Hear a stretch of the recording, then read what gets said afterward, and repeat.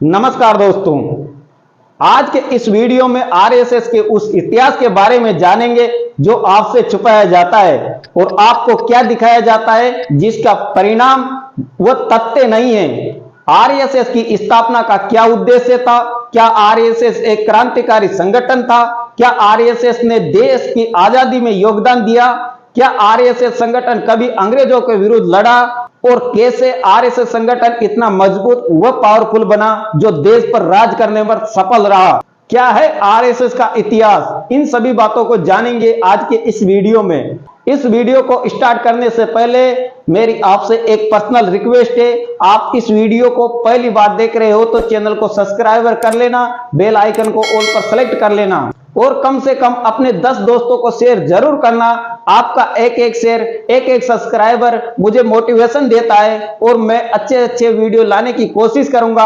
अब चलते हैं अपने टॉपिक पर। सन 1889 में केशव बल्लीराम हेडगेवार का जन्म नागपुर महाराष्ट्र में हुआ था। उसके पिता का नाम बल्लीराम पंत हेडगेवार था और माता का नाम रेवती बाई था। वर्ष 1902 में केशव बल्लीराम हेडगेवार के माता पिता की एक महामारी प्लेग के कारण मृत्यु हो जाती है।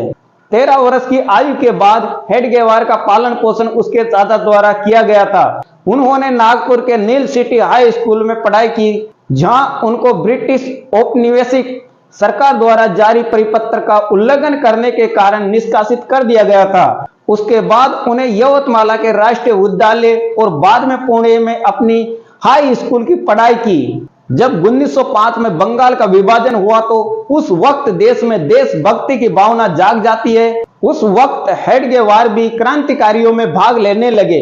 उसी वक्त बालकृष्ण शिवराम मुंजे साउथ अफ्रीका से लौटकर नागपुर आ चुके थे।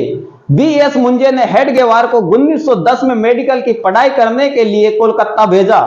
यहाँ हेडगेवार रेगुलेंसरी यानी क्रांतिकारी संगठन अनुशीलन समिति के संपर्क में आ गया और वर्ष 1916 में हेडगेवार नागपुर लौट आया। नागपुर आकर वो राजनीतिक में भाग लेने लगे। समाज में उत्साह न देकर उसने कांग्रेस में भाग लेना स्टार्ट कर दिया, जो उस वक्त अंग्रेजी सरकार के खिलाफ अहिंसक आंदोलन चला रही थी। और सन 1918 में स्वतंत्र कार्यकर्ता बाल गंगाधर तिलक के होम रूल अभियान में भाग लिया। आरएसएस के इतिहास के अनुसार केशव बल्लीराम हेडगेवार को यह एहसास हुआ कि अंग्रेजों को उखाड़ फेंकने के लिए क्रांतिकारी पर्याप्त नहीं थी। सन 1923 में नागपुर में प्रकाशित वीडी सावरकर के हिंदुत्व को पढ़ने और 1925 में रत्नगिरी जेल में सावरकर से मिलने के बाद हेडगेवार सावरकर और उनके विचारों से बहुत प्रभावित हुए। हेडगेवार का मानना था कि भारत की स्वतंत्रता और हिंदू समाज की सुरक्षा के लिए एक संगठित और सशक्त हिंदू समाज आवश्यक है। इसके लिए हिंदू समाज को एकजुट करना होगा। इसी सोच को लेकर 27 सितंबर 1925 को विजयदशमी के दिन केशव बल्लीराम हेडगेवार ने नागपुर में आरएसएस की स्थापना की। हेडगेवार का कहना था कि मुट्ठी भर अंग्रेज भारत जैसे विशाल देश पर इसलिए शासन कर पाए क्योंकि हिंदू विभाजित थे, उनमें वीरता की कमी थी, उनमें नागरिक चरित्र का अभाव था। उन्होंने क्रांतिकारी जोश के साथ ऊर्जावान 10 से 15 साल के हिंदू युवाओं की भर्ती की। उनके लिए भारतीय शाही पुलिस की वर्दी जैसी पोशाक बनाई, जिनमें काली पोरेज टोपी, खाकी शर्ट जिसको बाद में सफेद शर्ट बना दिया और खाकी नेकर की वर्दी दी और उनको अखाड़े में बुलाकर अनुष्ठान सिखाते। धार्मिक अनुष्ठान नहीं, उनको लाठी चलाना, तलवार चलाना, भाला चलाना और खंजर के साथ साथ अर्धसैनिक तकनीकी सिखाई जाती। हिंदू समारोह और धार्मिक अनुष्ठानों में यह संगठन बड़ी भूमिका निभाता था, जितना धार्मिक अनुष्ठान के लिए नहीं बल्कि भारत के गौरवशाली अतीत के बारे में गलत जानकारी फैलाना और सदस्यों को धार्मिक संप्रदायों में बंधने के लिए जागरूक करना और धर्मों को नफरत की भावना से देखना, हिंदू तीर्थ यात्रियों की सुरक्षा करना, मस्जिदों के पास जुलूसों के खिलाफ मुसलमानों का विरोध करना, यह कार्य इस संगठन का था।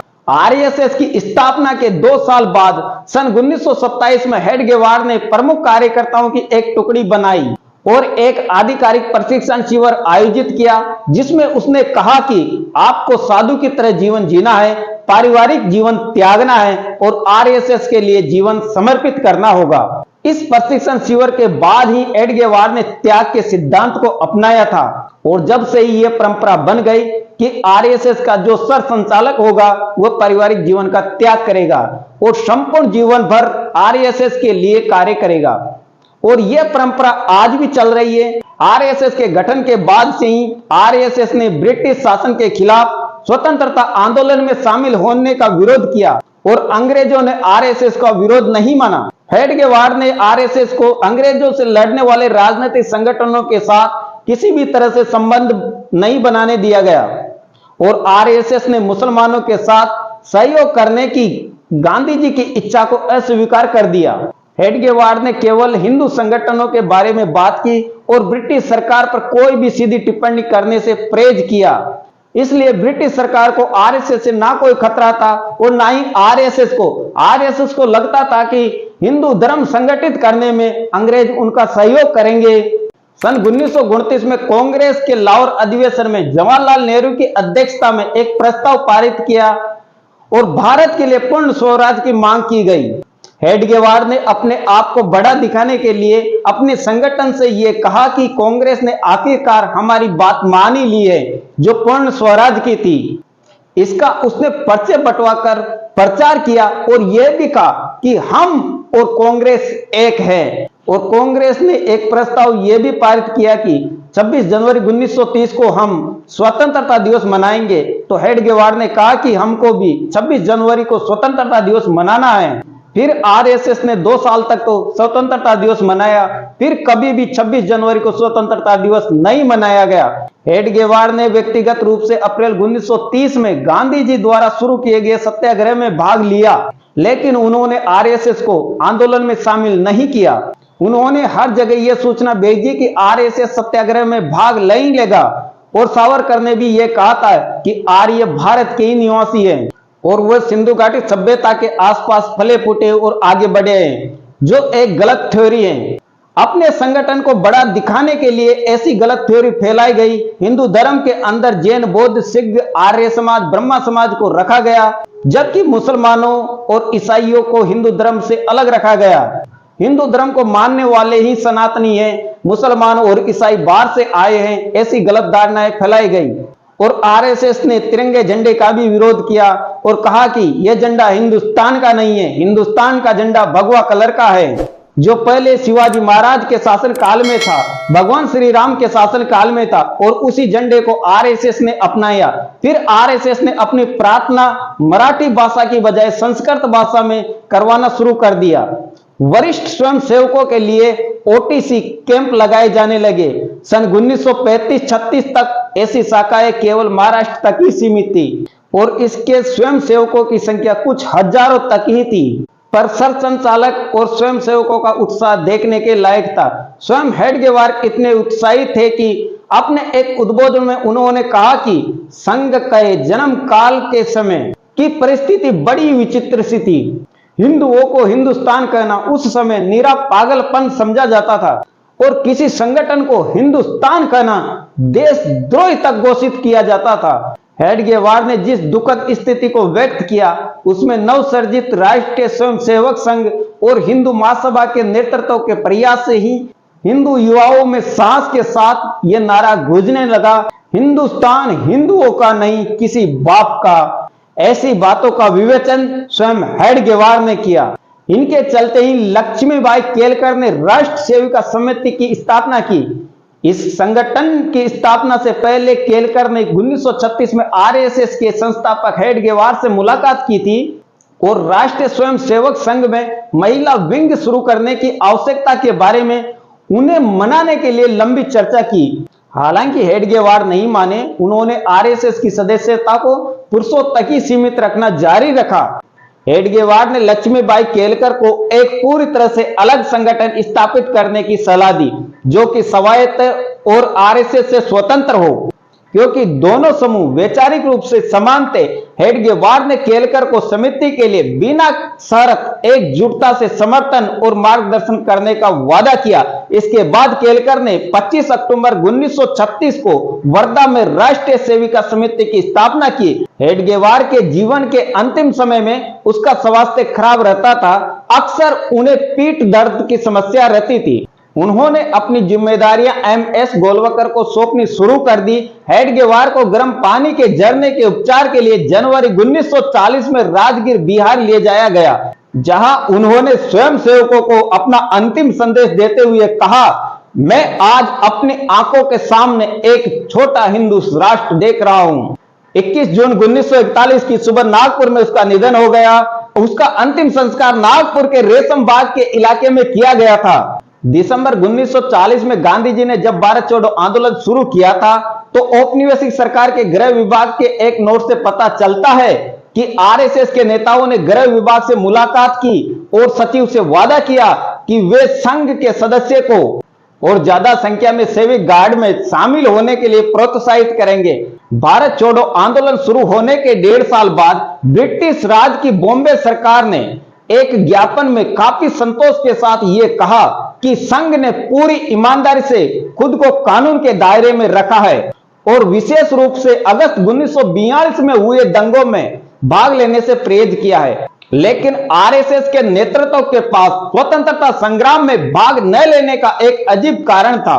जून 1942 में दिए गए एक भाषण में बंगाल में एक अनावश्यक ब्रिटिश निर्मित अकाल से कम 30 लाख भारतीयों की मौत होने से कुछ महीनों पहले गोलवकर ने कहा कि संघ समाज की वर्तमान गिरी हुई स्थिति के लिए किसी और को दोष देना नहीं चाहता। जब लोग दूसरों को दोष देना शुरू करते हैं तो मूल रूप से उनमें कमजोरी होती है। कमजोर लोगों के साथ किए गए अन्याय के लिए मजबूत लोगों को दोष देना व्यर्थ है। संघ दूसरों को गाली देना, उनकी आलोचना करने में अपना अमूल्य समय बर्बाद नहीं करना चाहता। अगर हम जानते हैं कि बड़ी मछली छोटी मछली को खा जाती है, तो बड़ी मछली को दोष देना सरासर पागलपन है। प्रकृति का नियम चाहे अच्छा हो या बुरा हमेशा सत्य होता है। भारत की स्वतंत्रता की पूर्व संध्या पर आरएसएस के मुख्य पत्र ऑर्गेनाइजर में प्रकाशित एक संपादकीय में संघ ने तिरंगे का विरोध करते हुए कहा कि हिंदुओं को कभी इसका सम्मान नहीं करना चाहिए और इसे अपनाना नहीं चाहिए, और यह भी कहा कि 3 शब्द अपने आप में एक बुराई है और 3 रंगों वाला झंडा निश्चित रूप से बहुत बुरा मनोवैज्ञानिक प्रभाव पैदा करेगा और जो देश के लिए हानिकारक हैं। स्वतंत्रता के कुछ महीनों बाद नाथूराम गोडसे, जो हिंदू महासभा और आरएसएस दोनों का सदस्य था, जिसने 30 जनवरी 1948 को गांधी जी को गोली मारकर हत्या कर दी। इतिहासकार एजी नूरानी उस समय गांधी जी के निजी सचिव प्यारेलाल नैयर के अभिलेखों का हवाला देते हुए लिखा कि कुछ स्थानों पर आरएसएस के सदस्यों को पहले से ही सूचना दी गई थी कि वे शुक्रवार को अच्छी खबर सुनने के लिए रेडियो सेट चालू रखे। सरदार पटेल को एक युवक से मिले पत्र के अनुसार इस समाचार पत्र के बाद आरएसएस मंडलों में कई स्थानों पर मिठाइयां बांटी गई। कुछ दिनों बाद आरएसएस के नेताओं को गिरफ्तार कर लिया गया और संगठन पर प्रतिबंध लगा दिया गया। 1948 तक संघ बिना किसी नियम कानून से चलता रहा। इस प्रतिबंधित काल में ही संघ का संविधान लिखा गया और उसे आरएसएस के सरसंघ चालक सदाशिवराव गोलवकर ने जेल में रहते हुए स्वीकृति दे दी थी। संघ की कार्य पद्धति ऐसे ही आगे बढ़ती गई और शाखा ही संघ को चलाती रही। शाखाओं के कार्यकर्ता और प्रचारक काम को आगे बढ़ाते गए। भारत के पहले प्रधानमंत्री जवाहरलाल नेहरू ने कार्यभार संभालने के बाद से ही आरएसएस के प्रति सतर्कता बरती थी।